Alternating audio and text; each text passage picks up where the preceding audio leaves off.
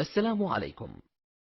لا تنسوا الإعجاب بالفيديو والاشتراك في القناة تشجيعا لنا لنستمر بنشر المزيد إن شاء الله. يسيء الظن، ولكن الله تعالى يصحح مداياته. يعني في الانتخابات الأولى لما ظهر لنا بطل أبو إسراء، شوف المرجعية بحكمة ماذا فعلت؟ استدرجتها إلى أن سدت الباب بوجهه.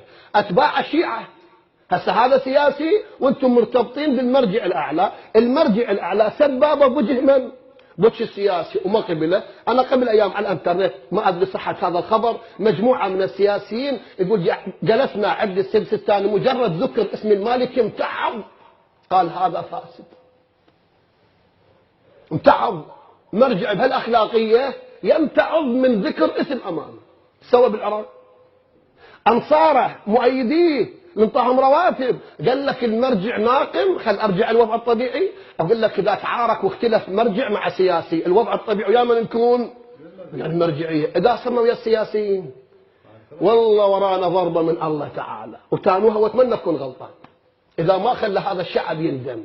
مو الفرص تمر مر السحاب، فتح لنا باب أبو إسراء بطل على اليمن، علمنا أجل التعيين وين البطولة؟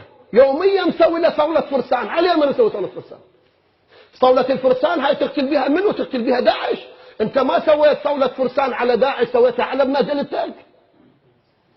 مو صحيح؟ أنا من حقي أسأل، أنت كسياسي ثلث العراق بزمانك ضاع، مو؟ شلون ضيعتوا؟ لهذا اليوم أوراق التحقيق ما انفتحت أبدا وما راح تنفتح. إذا انفتحت تطيح 100 صماخ وصماخ.